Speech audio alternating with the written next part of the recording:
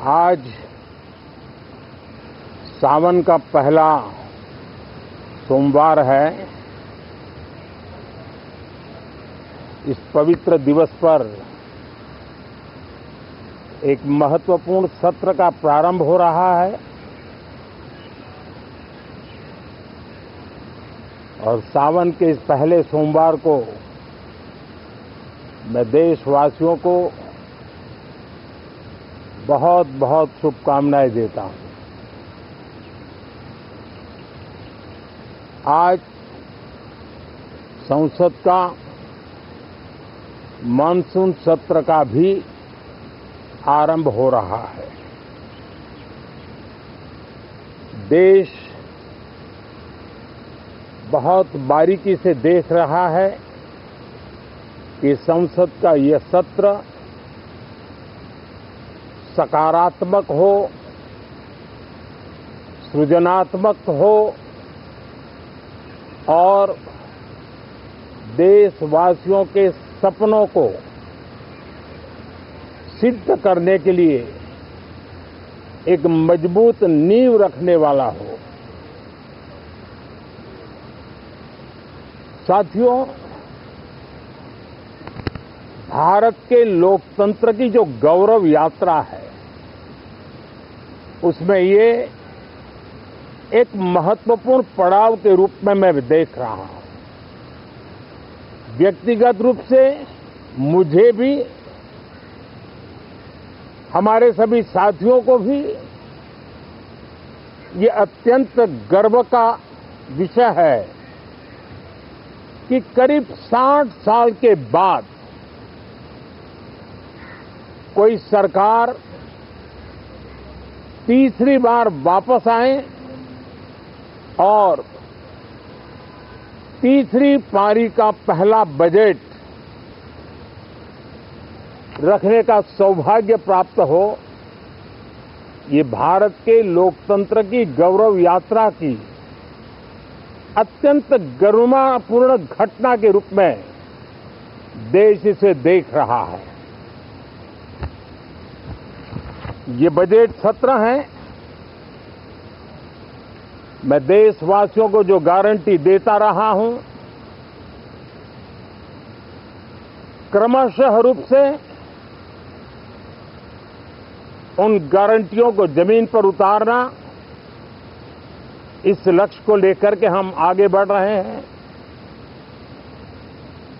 ये बजट अमृतकाल का एक महत्वपूर्ण बजट है। हमें 5 साल का जो अवसर मिला है, आज का बजट हमारे उन 5 साल के कार्य की दिशा भी तय करेगा और ये बजट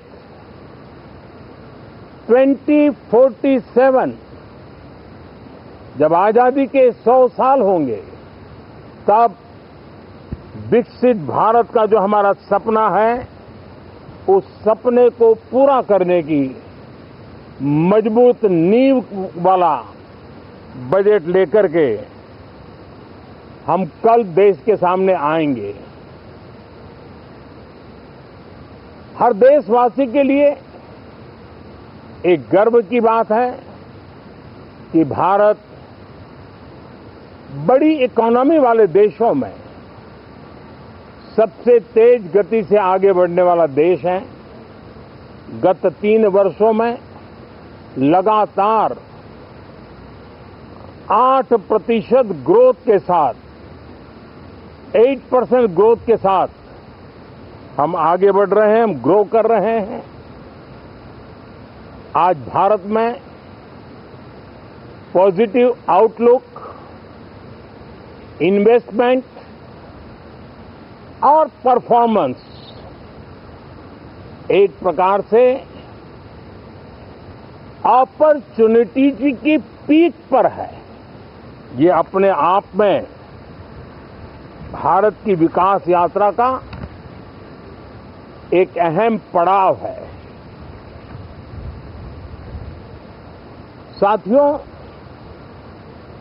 मैं देश के सभी सांसदों से किसी भी दल के क्यों न हो, मैं आज आग्रहपूर्वक कहना चाहता हूं कि हम गत जनवरी से लेकर के हम लोगों के पास जितना सामर्थ्य था, उस सामर्थ्य को लेकर के जितनी लड़ाई लड़नी थी लड़ ली। जनता को जो बात बतानी थी बता दी। किसी ने राह दिखाने का प्रयास किया, किसी ने गुमराह करने का प्रयास किया, लेकिन अब वो दौर समाप्त हुआ। देशवासियों ने अपना निर्णय दे दिया। अब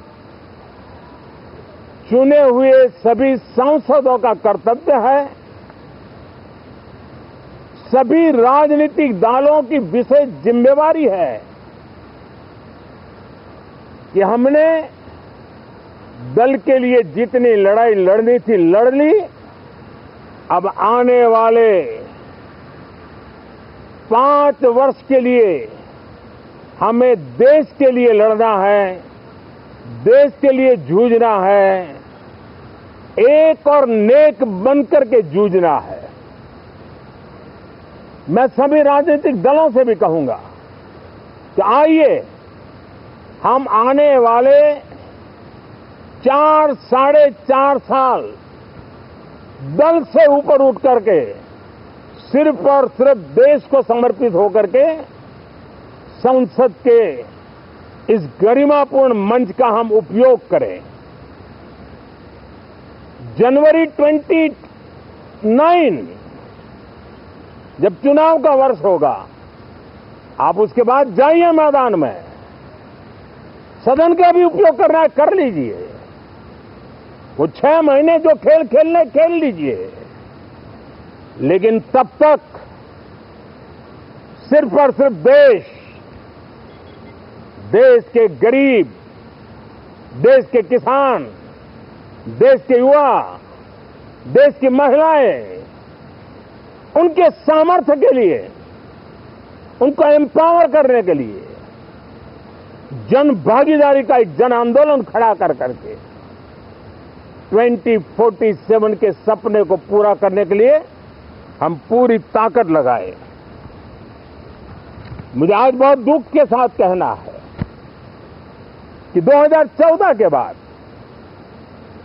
कोई सांसद 5 साल के लिए आए,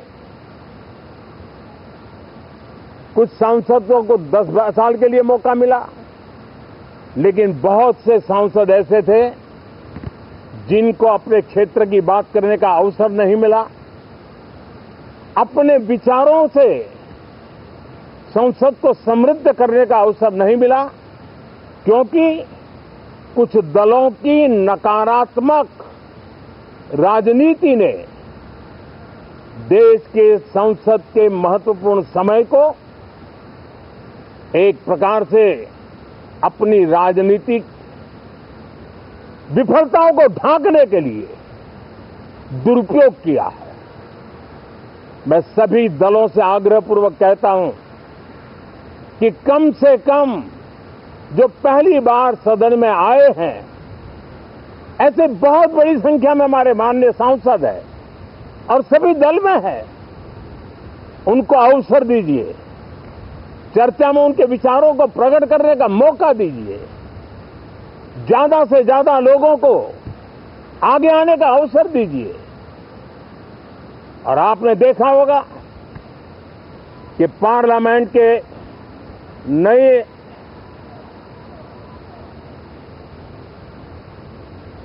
संसद गठन होने के बाद जो पहला सत्र था, 140 करोड़ देशवासियों ने बहुमत के साथ जिस सरकार को सेवा करने का हुक्म किया है देशवासियों ने, उसकी आवाज को कुचलने का और लोकतांत्रिक प्रयास हुआ। 2.5 घंटे तक देश के प्रधानमंत्री का गला घोंटने का, उनकी आवाज को रोकने का, उनकी आवाज को दबाने का लोकतांत्रिक परंपराओं में कोई स्थान नहीं हो सकता है और इसका कोई पश्चाताप तक नहीं है, दिल में दर्द तक नहीं है। मैं आज आग्रहपूर्वक कहना चाहता हूं, देशवासियों ने हमें यहां देश के लिए भेजा है, दल के लिए नहीं भेजा है। ये सदन दल के लिए नहीं, ये सदन देश के लिए है। ये सदन संसदों तक की सीमा तक नहीं है, 140 करोड़ देशवासियों की एक विराट सीमा करके ये लिए है। मैं विश्वास करता हूं कि हमारे सभी माननीय सांसद पूरी तैयारी के साथ चर्चा को समृद्ध करेंगे। कितने ही विरुद्ध विचार होंगे, विरुद्ध विचार बुरे नहीं होते हैं, नकारात्मक विचार बुरे होते हैं। जहां सोचने की सीमाएं समाप्त हो जाती है, देश को नकारात्मकता की जरूरत नहीं है। देश को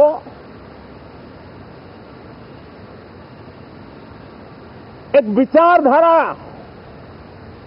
प्रगति की विचारधारा, विकास की विचारधारा, देश को नई ऊंचाइयों पर ले जाने वाली विचारधारा से हमें आगे बढ़ाना होगा। मैं पूरा आशा करता हूं कि हम लोकतंत्र के इस मंदिर का भारत के सामान्य मानवीय की आशा आकांक्षाओं को पूर्ण करने के लिए सकारात्मक रूप से उपयोग करेंगे। बहुत बहुत धन्यवाद साथियों।